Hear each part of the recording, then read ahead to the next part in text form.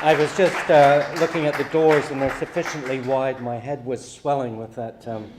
I wrote that myself, by the way. Yeah, my name's Elliot Grove. I'm a Canadian. I grew up on a farm outside Toronto. I have absolutely no reason to be here. I have no training. I dropped out of high school, but I got a PhD.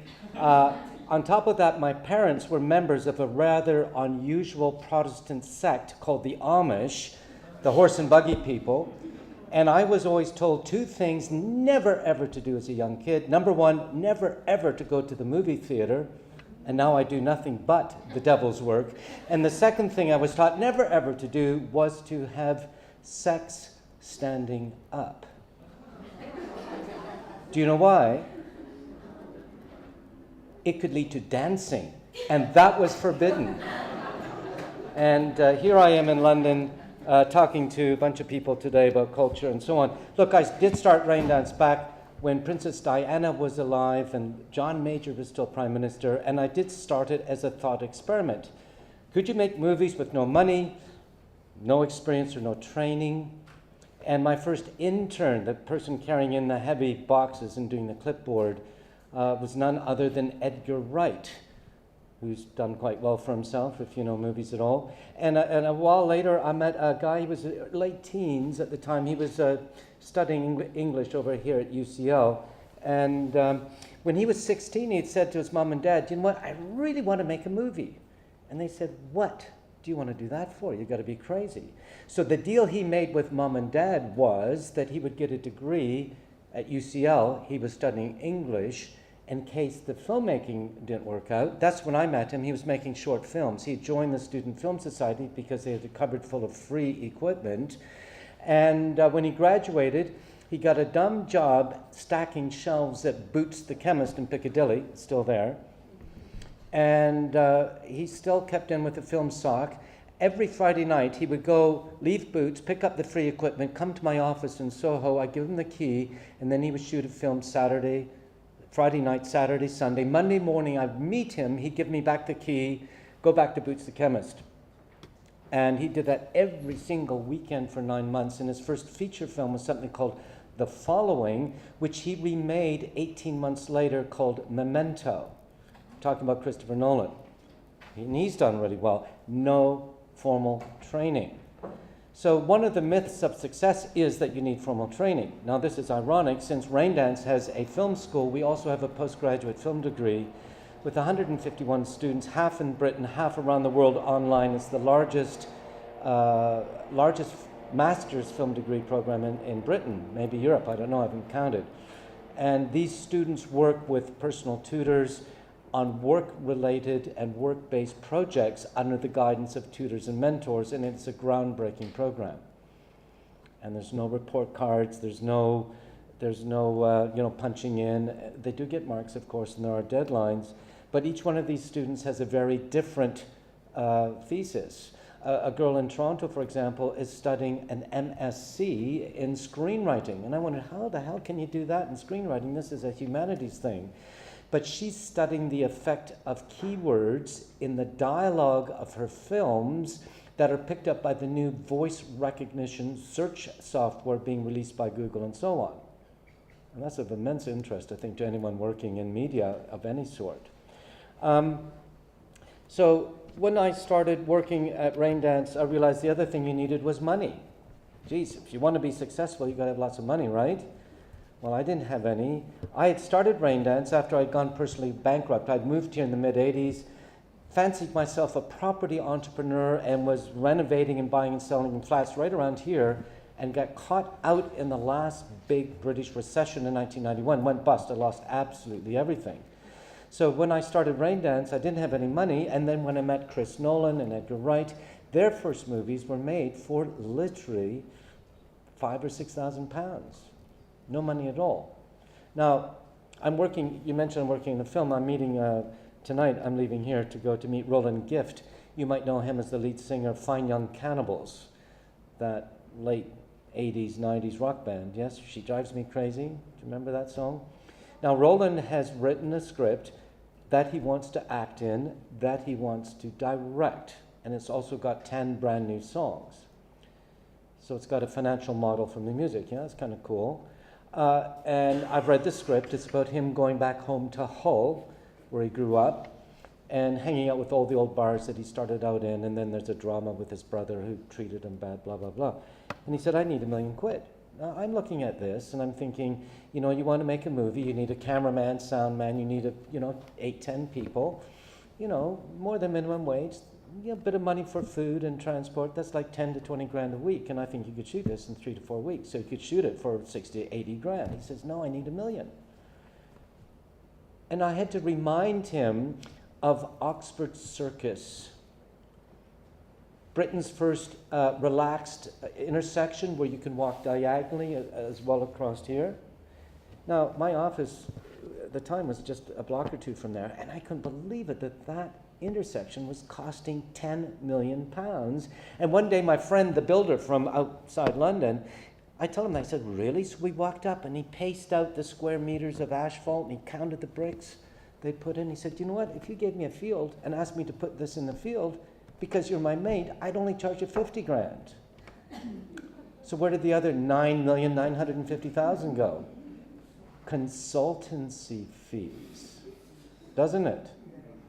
And see what we are doing at Raindrance, making films, the film that you mentioned that won all kinds of awards, the Deadly Virtues, screening on the 21st in Dublin, and then Fantasy Sport to all the top horror film festivals. We made that cash budget £48,000. People look at it and said, how did you do that? You must have had $1 million. We didn't have any consultancy fees. And that's one reason Raindrance has always been viewed with some disdain by the industry, because we are disruptive. Yeah, and which is a thing that you need to worry about or think about. It has its advantages. You can just go do stuff with hardly any money, but you do annoy people in power, because they lose their consultancy fees. So don't need money. The other thing that people always say that you need talent to make it in the creative industries. And by the way, if you read the papers last week, Britain's creative industries created a net worth of £75 billion. That's not just the Harry Potters and the Star Wars out of Pinewood. That's Joe Bloggs up in Manchester doing a little, public service announcement for the local health club and making a couple £100. It's a cottage industry, but 75 billion would change the lives of many nations, including, I guess, Trinidad and Tobago. But you can do it from the comfort of your own bedsit. You don't need a big office, do you? Don't need potted palms if you can know how to create content. So back on this thing on talent, do you think I grew up Protestant, I was taught that there was a God, a supreme being, and then when I left the community, I rejected that and became an atheist.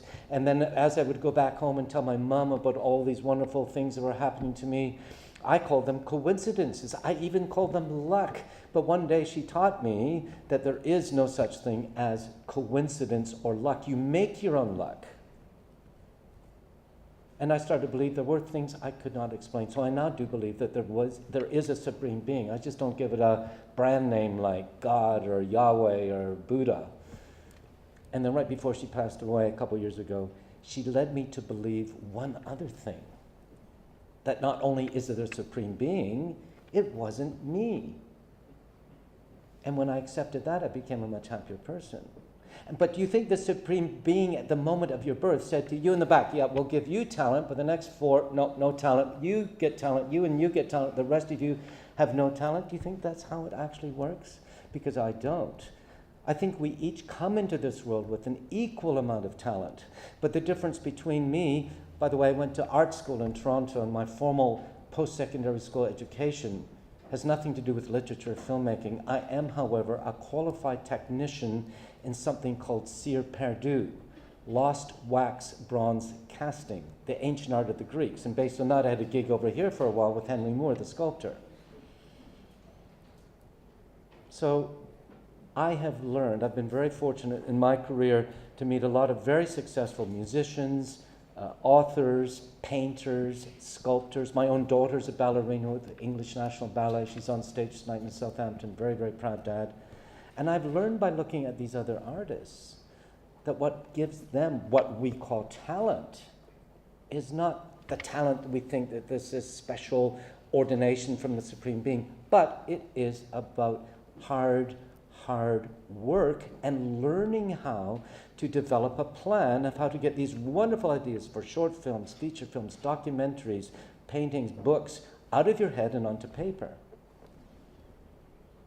And if you're willing to do that, of course, then you have what we all think is talent. So this poor bugger just worked their butt off, didn't they? No one worked harder than Henry Moore. Henry Moore, I worked there for about 4 months in 1973 when I came over from Canada for the first time. And the regime is 8 o'clock in the morning, you put your overalls on, you go out to the enlargement studio. It's still a museum, go and visit it, it's fascinating. And we would start working, and about 8:30, the head technician would come out to make sure no one was screwing up. And at 9 o'clock, Henry Moore himself, the Brit, with the shirt and the bow tie, would come out with his blue apron and his hammer and his chisel, make sure no one else was screwing up. And then about every morning, about 11, he would walk back into the modest farmhouse that he shared his entire life with his wife, Mary. And I would notice that he wouldn't go the direct route. He'd walk through the meadow where there was a small brook. And I would see him bending over and putting little stuff in his pocket. And I thought, geez, you Brits are eccentric. But why is an old man doing that? And then one morning, about 11 o'clock, I got sent into the farmhouse to deliver a message. And there he was, having his, what you British quaintly call tea. We call it breakfast, right? But you call a meal a beverage for some reason. And he's eating, right? And on the shelf above him is a little shelf full of all these little bits of stone and bone that he picked up from the brook. There's an abattoir just upstream. And he was sketching them. And I was amazed. And I said to him in words of this effect, "Oh, Sir Henry Moore." And by the way, in 1973 dollars, he paid £2 million in income tax. Be like paying 20, 30 million now, right? He was the most successful artist of his generation, of anything. And I said to him words of this effect, "Why are you, Sir Henry Moore, creator of monumental sculptures in bronze, wood, and stone, known and revered around the world, why are you, of all people, sketching these humble little bits of bone and stone?" And this is what he said to me. "I am building up my vocabulary of shapes." Isn't that great advice to any of us trying to do something? Start with the little bits of pieces, those little pebbles, and seeing which ones attract you, which ones that you can then maybe get the funding together to make a bigger version or not. So Raindrance Film Festival, 23 years old now. This last year was the first time we ever got British government funding. The BFI gave us some money for marketing. Our attendance skyrocketed 41%, not only because we had additional money for marketing a little bit, but because I think that we're finally getting the message across, and we're learning too of how to build audiences, which is the other last thing I want to say is what is important to be successful is the branding that you create not only for yourself, but for whatever it is you're trying to do. And filmmakers have a dual problem. Do you want to be branded as the filmmaker Quentin Tarantino? Or is it the film that you're making? Is it a horror film? Is it a science fiction film? What kind of brand are you creating? And branding works if it's done right, especially nowadays using the tool of social media, is relatively cheap, but time-consuming, and done right will elevate any of you in any part of the world with no resources and no training into someone that we, when we read about it in the big, expensive British papers, as the new, undiscovered person with big talent. Thank you.